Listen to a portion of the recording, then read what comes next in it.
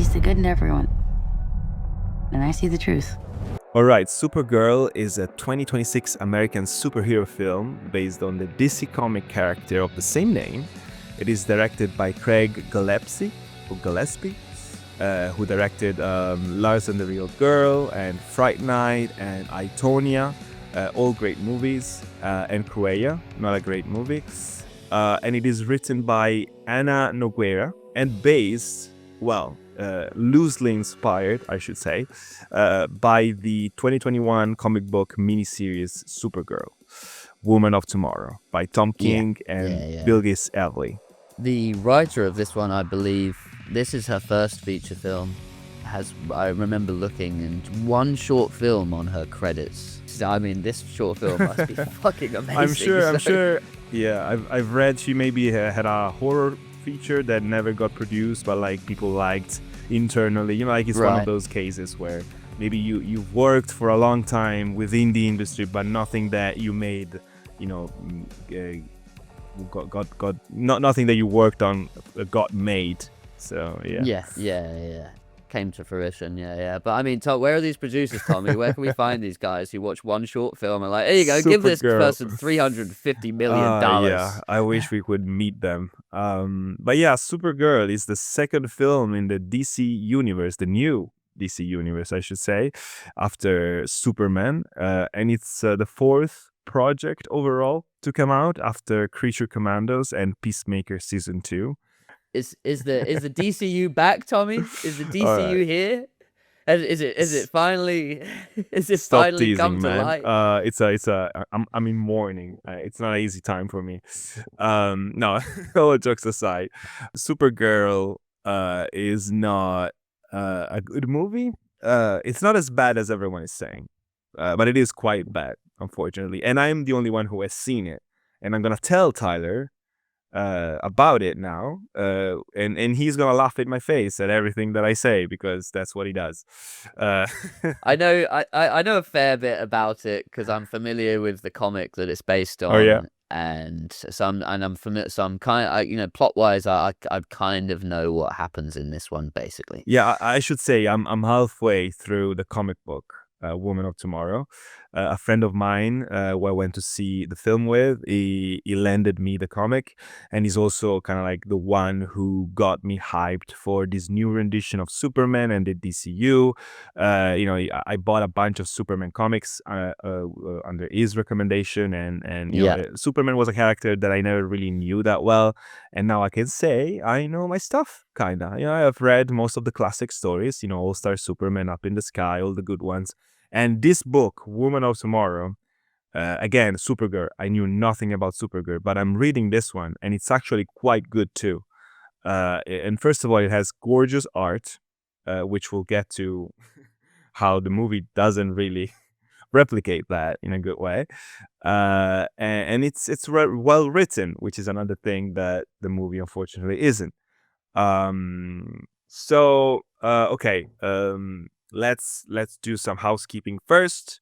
We have Millie Alcock starring at Kara Zor-El. She debuted in a post-credit scene in Superman last year. Now it's her time to shine.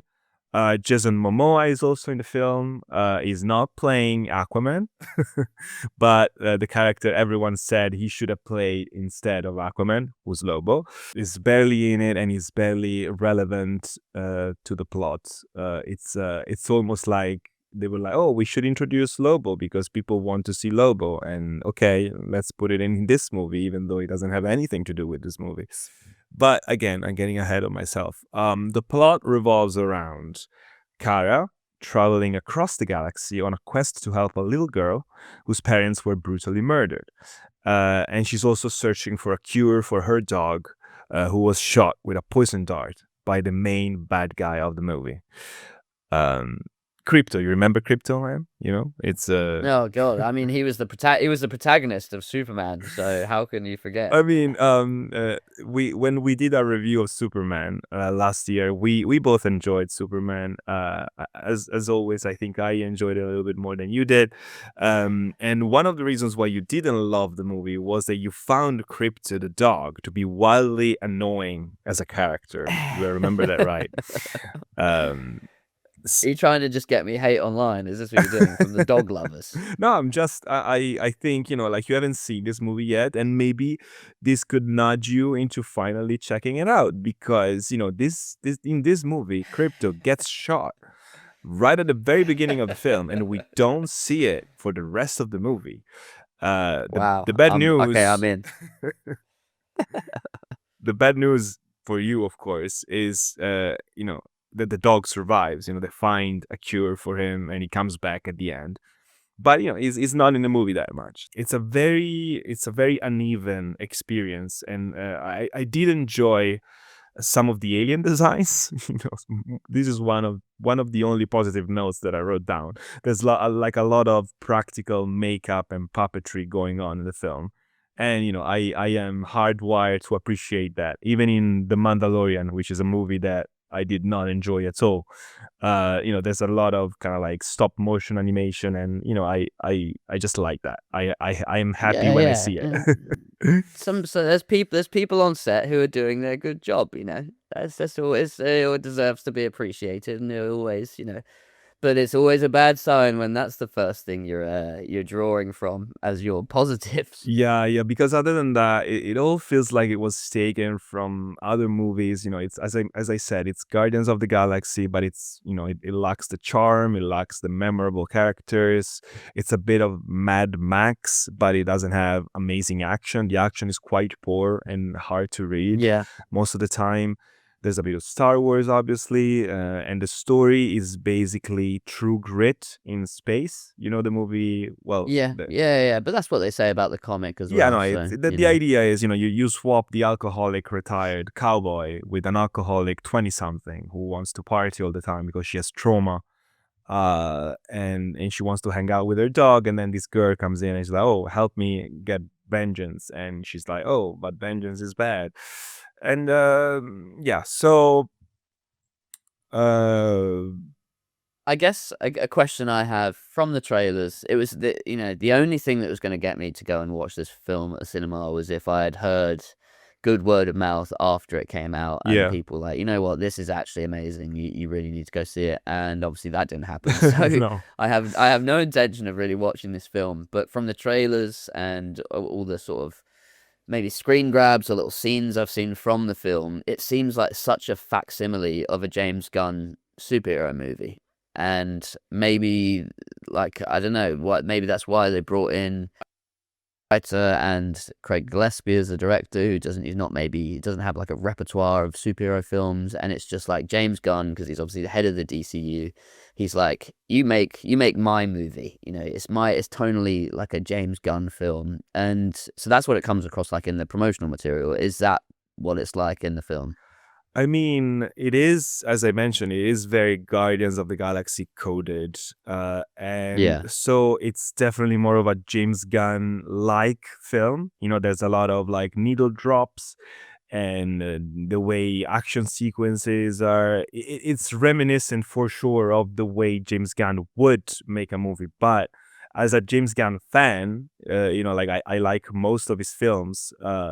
I feel like he injects his films with a lot more energy and a lot more character, and the writing is usually a lot better than this. So, you know, like, yes, it's definitely, and I think it's to this movie's detriment that it feels so much like a James Gunn film, because it's not as good as the best or better James Gunn movies.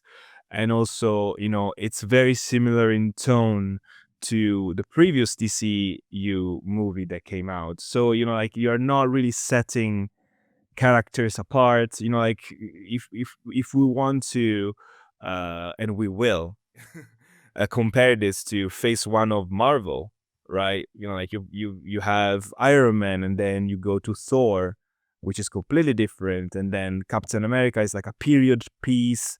And then you go to the Avengers and this huge romp, and it's fun and like it's like smashing toys together. But like each movie has its own kind of like vibe, even though then they become more standardized throughout the years.